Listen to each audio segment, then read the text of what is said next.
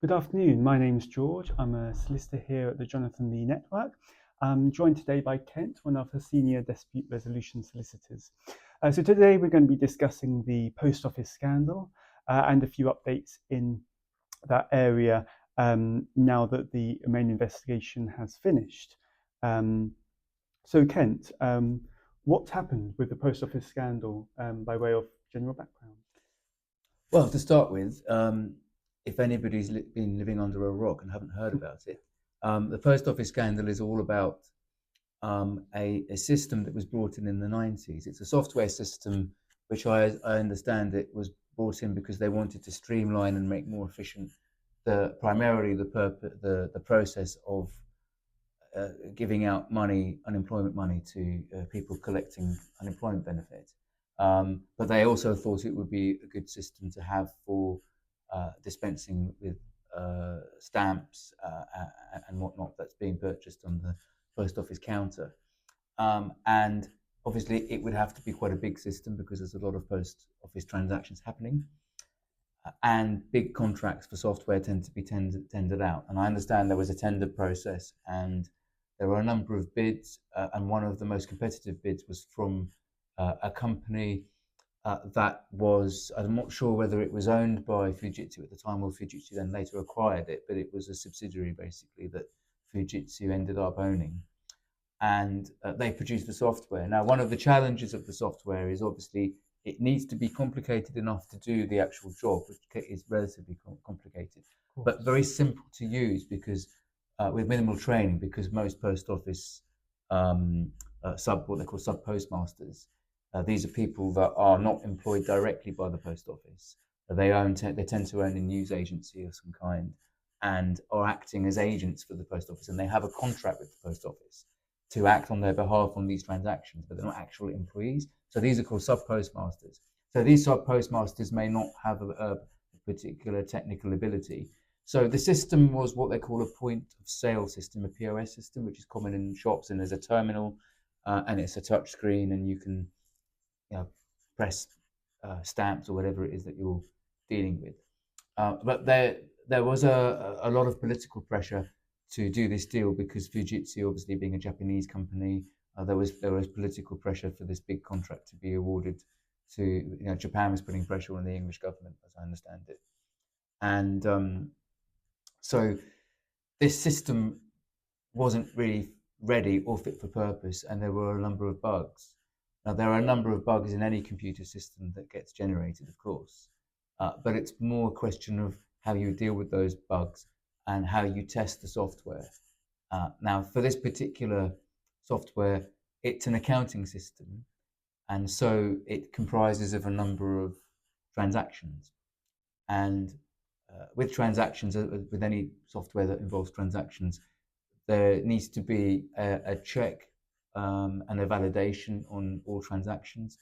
And it's supposed to use a very well established procedure known as the double entry accounting system. And that's where you've got, for every debit transaction, you've got a credit transaction to balance. And then there's a cross check, and everything has to tally up at the end of the day. So the system was rolled out, and part of the problem, what may have masked some of the problems with the system, is that the bugs wouldn't necessarily happen that often. When you look at how many transactions are happening every day, it was only a relatively small amount of transactions that had problems or where the material bugs cropped up. But when they did crop up, they created a big problem, and that was part of the problem. So, as I understand it, what would happen is these postmasters, what they would do is they would count the cash that they've got in their till at the beginning of the day, input that onto the system. They'd spend the day carrying out the necessary transactions, logging those onto the system, and then at the end of the day, they would do a reconciliation. And what these bugs, and I'll talk about the bugs in a minute, it's one of three main, well, there are three main types of bugs that happen. But due to these bugs, what would often happen is there'd be a slight shortfall, an anomaly, in that there would be, I mean, it could be either direction, but it tended to be more in favor of having to pay the post office. That that, for example, there was not quite as much cash in the till as the system is saying there should be.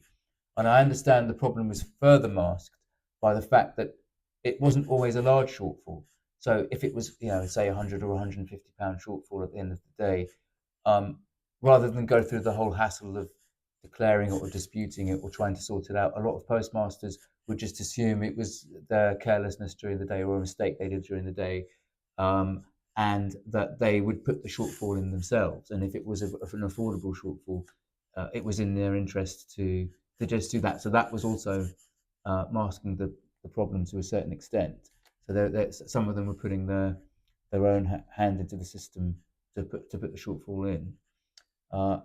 Another one of the problems is that uh, there wasn't really a way to dispute the totals. So as I understand it, there was a choice at the end of the day. Either I accept the shortfall, in which case there's this contract that they've entered into, which is very one-sided and it's very in favour of the post office. So it basically says if there's a shortfall and you've accepted that shortfall, the responsibility is on you to make good the shortfall.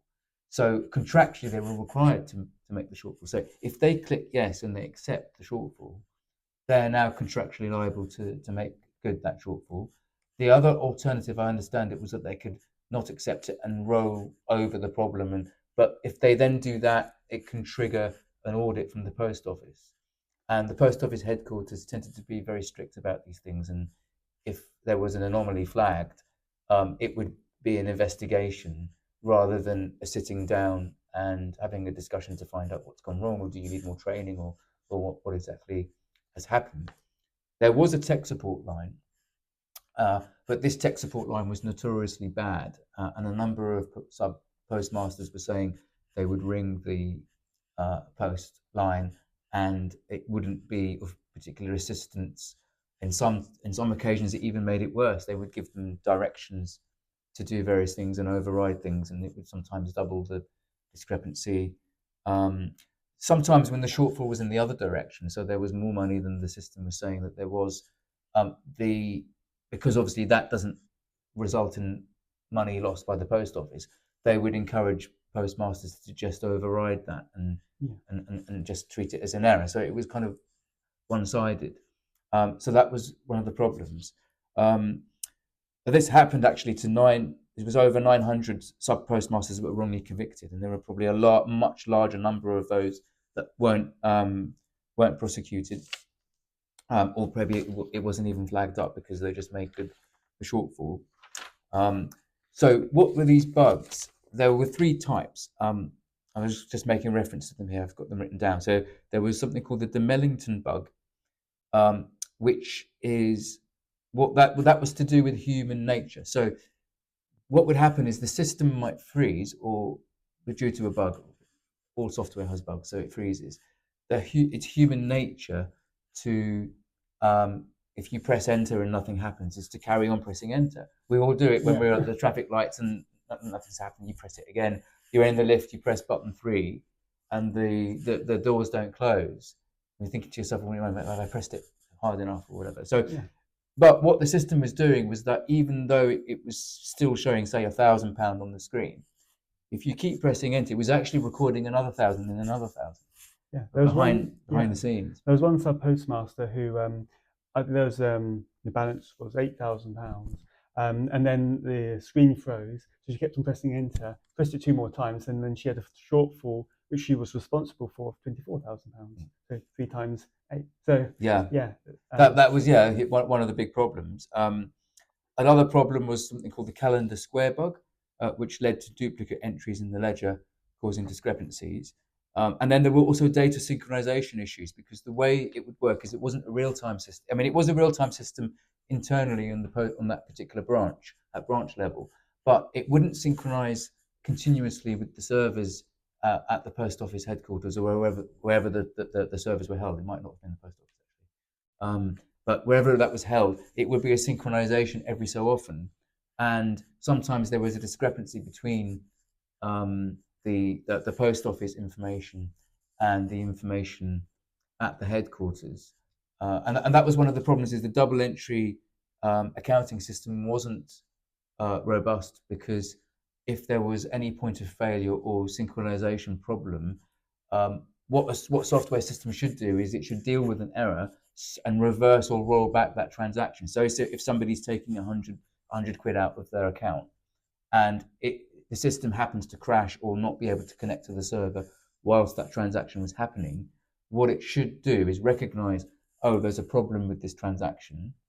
I'd better roll that back so that it can go again. But it wasn't doing that. So often, what would happen is it would show the £100 withdrawal twice, because then when it's then kicked in and synchronized, it had synchronized both transactions.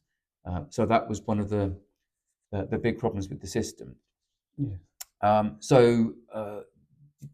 As I explained, there wasn't really an opportunity to have somebody come round and discuss it with you. It would be very much an audit, and there was an assumption that the system was completely robust and infallible, and that the postmasters must have been up to no good. And so a lot of them were prosecuted. Now, one of the problems is that because the post office started off as being part of Royal Mail, they were one of the public bodies that was allowed to conduct their own investigations and prosecutions. And that can result in a problem, because there's a safeguard, isn't there, when the CPS or the police deal with an investigation, because they're actually not the victim, they're an independent person to the victim. So they're investigating it, and the CPS have thresholds, or is this likely to result in a conviction? And they're not going to pursue the matter if the evidence doesn't really stack up, or there's going to be a reasonable doubt.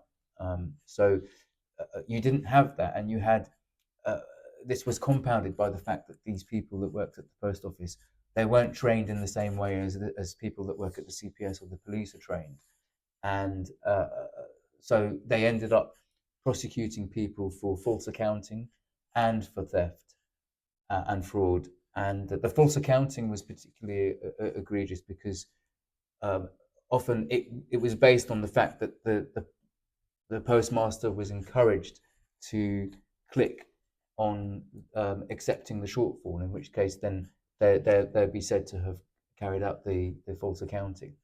And the false accounting was, in one case, I think, leveraged against the sub postmaster in that they agreed to drop the theft charge in return for her pleading guilty to the false accounting charge, because that was less likely to attract a custodial sentence. So a lot of these postmasters, even though they thought they were innocent, were worried about going to jail, and were incentivized, therefore, to plead guilty to offences where there wasn't really the evidence stacked up. And I think in one case it was even the case that they didn't have the evidence to support the theft charge in the first place, but they used the threat of the theft charge to get her to plead guilty to false accounting, when they never had the evidence to support the theft charge in the first place. Yeah. So that was the sort of thing that was going on.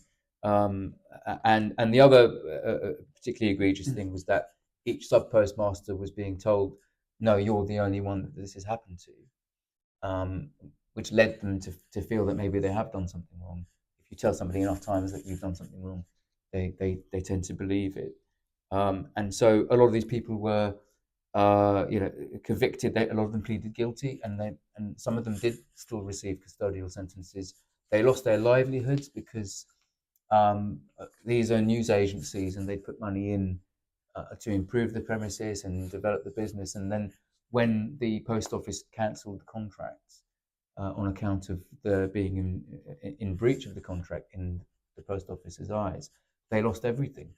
And the post office had the power under the contract to terminate and cease the operations. And often the news agency arm of the business wasn't profitable enough for them to justify continuing.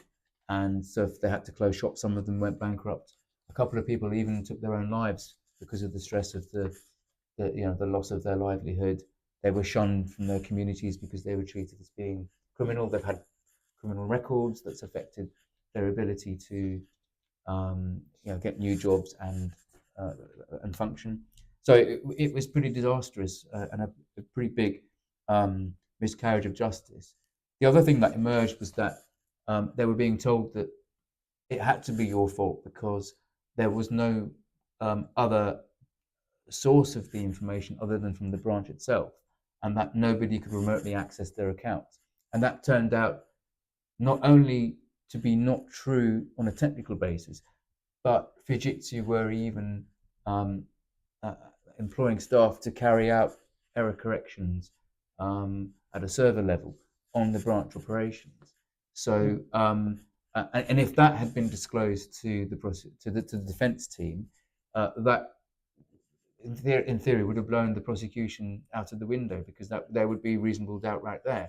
You can't prove that the data has only come from the sub postmaster. And this is what I mean when I say that it's not. This is the problem of the post office being the prosecutor, because the CPS would be under an obligation to disclose all information that was relevant. So if it was true that there could be remote access, then the CPS wouldn't be as incentivized to cover that up, because they're independent. Whereas the post office might be thinking, if anybody did know about this um, ability, would be incentivized to keep it quiet, because if it came out, then it would cause more of a problem and expose some of the failings with the system. Fujitsu employees could go in behind the scenes That and was just it. They edit, could. even without the sub postmaster's knowledge, they could edit all the entries as they saw fit. They could, and even if they hadn't, and I think they had on some occasions, but even if they hadn't, just the fact that they could might be enough to create that reasonable doubt that would have enabled the defence team to successfully defend the prosecution. And I think even the trade unions that were relied upon by the sub postmasters to support them had suggested that they plead guilty, because it's less likely to result in a custodial sentence. So it was a pretty tragic series of events, and obviously it did eventually come to light, in no small part thanks to Alan Bates. I'm sure some people have seen the dramatization series. I don't know if you've seen it, George. ITV, Yeah, yes, yeah. saw it on ITV. And I don't know exactly how accurate it is, but I understand it's fairly accurate and based on the truth. But he brought the legal action against the post office, and then that obviously paved the way for further investigations and convictions to be quashed. And now there's a public inquiry into the system to see how something like this could even happen. Cut there. So, George, I understand that the Criminal Cases Review Commission is now looking at, I think it's 17 convictions. Can you tell us a bit about how the Criminal Cases Review Commission works and what the tests are? So the Criminal Cases Review Commission is a way, so when there's an issue with a conviction and it's effectively an unsafe conviction, the Criminal Cases Review Commission will step in and look at the tests required to see whether the conviction should go back to the Court of Appeal for basically a reconsideration, into layman's terms. So one of the tests they will look at is whether or not there's a specific issue with the conviction. Is the person innocent? Can they?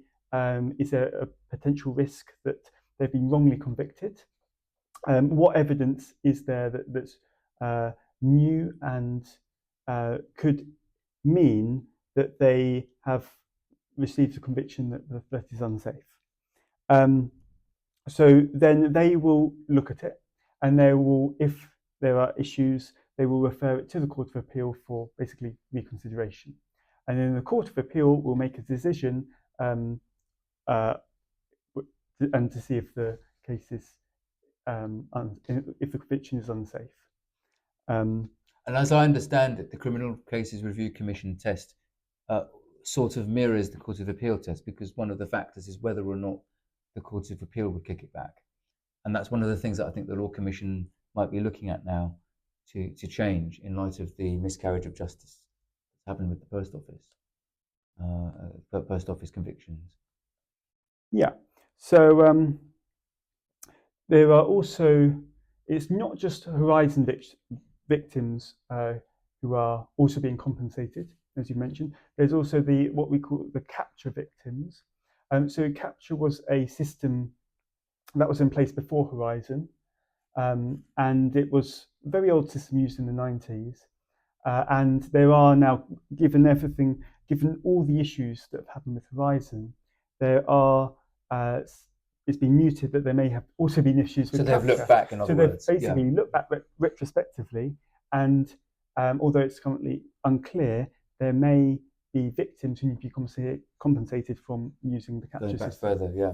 So it basically shows that we need to go back to the early 90s when this capture system was first used, and just go from there and see what victims who use that system could be compensated. But yeah, just shows a serious level of issues going back many years. It just goes to show how not infallible computer systems are, absolutely, and that you can't rely on a computer um, against everything, never to make a mistake, and that people should be listened to and should be given an opportunity to explain themselves and shouldn't just be assumed to be guilty, before they've had a chance to prove their innocence. And the need to disregard any sort of groupthink that, oh, there's only one person having a problem. It can't be the computer system. That computer system, there's no issues with it. But it's also because they're incentivized to say that the computer system is robust, because what's the consequence in the alternative?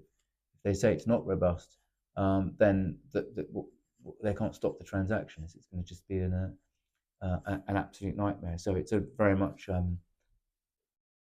trying to have safeguards to stop human nature being what it is, being defensive, being accusatory of other people, and making assumptions. Yeah, so the inquiry finished last year.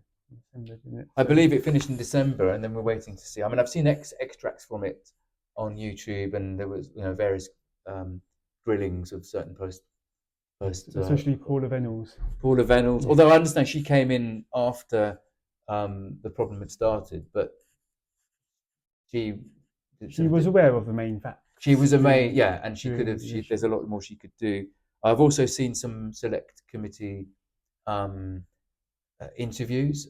Select committee, there's a parliamentary body that has a lot of power to summon people, post office executives and the like, to answer questions.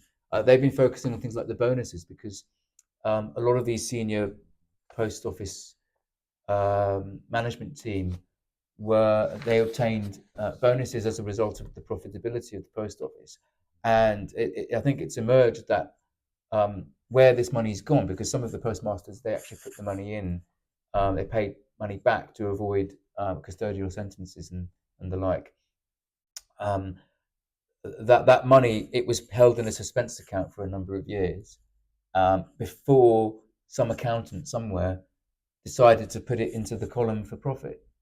And so that just compounds, it adds insult to injury, doesn't it? If people have lost their livelihoods, they may have gone to prison, they may have even taken their own lives in relation to this. And then it's all gone onto the post office's profit. And there were bonuses being offered to executives for not only for making the post office more profitable, but later on even for dealing with and investigating the problems that have happened with the post office. And as these executives are very handsomely paid anyway, the question that is asked is, well, why do you need an incentive to do what you're being paid handsomely to do in the first place? And people are looking at whether the metrics that the bonuses were supposed to be triggered on were actually met. I think on one occasion I saw a select committee interview where the bonuses seemed to have been paid out, even though the metric hadn't been met. Gosh, well, in terms of, we need to look at the compensation that these postmasters are entitled to. And I've got it here. So the government has already paid out hundreds of millions to the sub postmasters. And by the 31st of January 2025, roughly 663 million had been paid to about 4,300 claimants across all the schemes that have got to compensate the sub postmasters. So yes, it's definitely a serious miscarriage of justice that happened, and it remains to be seen. I know the SRA themselves and the police are carrying out investigations into lawyers and teams of people who did privately prosecute these sub Yeah. postmasters wrongly, and many of them, as you say, lost their livelihoods, some even their lives.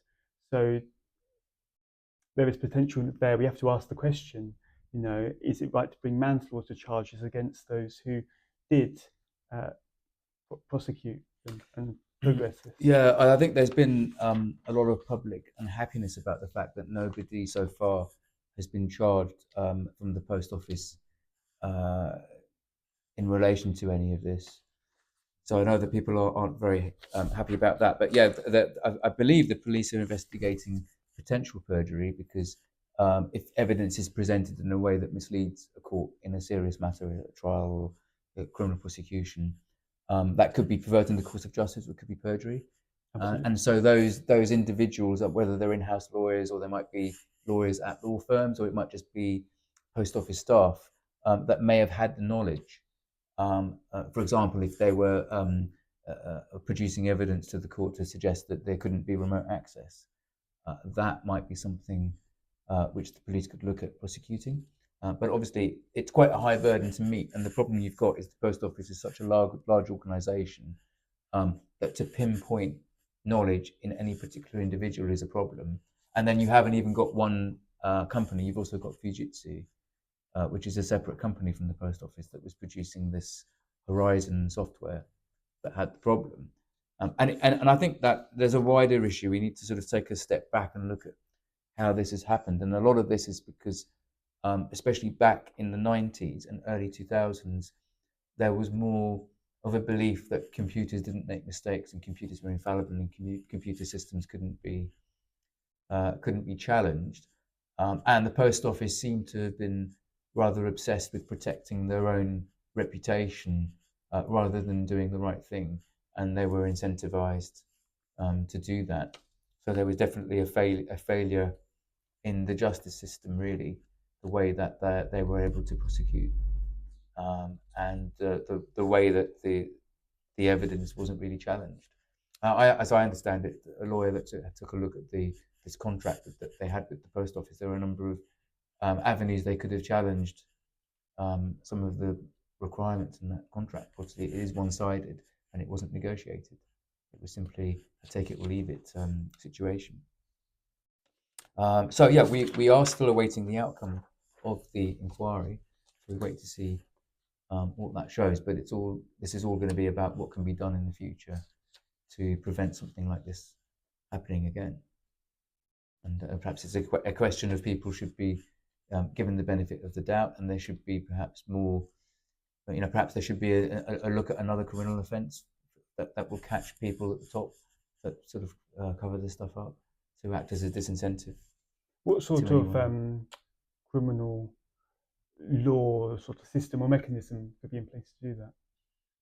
Well, the tools that we have at the moment are a little bit tricky because one could argue false accounting could be leveraged at some of the executives because they were putting false profits into their account system, for example, because if the profits have come from an illegitimate source, and if they had knowledge of that, then but this is the problem: is you have to prove the knowledge, and it wouldn't be that difficult for a lawyer defending a post office executive to argue that it was a mistake or it was negligence, because unless it's gross negligence, often isn't enough to establish criminal responsibility. And the fact that you've got so many different people in the post office, that each individual person can say, well, I knew about this, but I didn't know about that, or perhaps it's the same person that might have known about the remote access might not have known about something else. And so that's why it's quite difficult. Pass the blame along, basically. Yeah, but some people are saying they should hand the bonuses back that they obtained, and I think David Davis is quite vocal about this, and he said that it shouldn't matter whether the post office goes bust. If it needs to pay out the compensation, and if it goes bust, well, we'll rebuild a better, cleaner version of the post office. But at the end of the day, this all goes back to the fact that the post office was once part of Royal Mail and part of a government institution. Yes, I think we'll find out in the summer. I think they'll update according to the sort of timescales at the moment. So we'll have to wait to hear. It's not the fastest of processes, but yes. Yeah.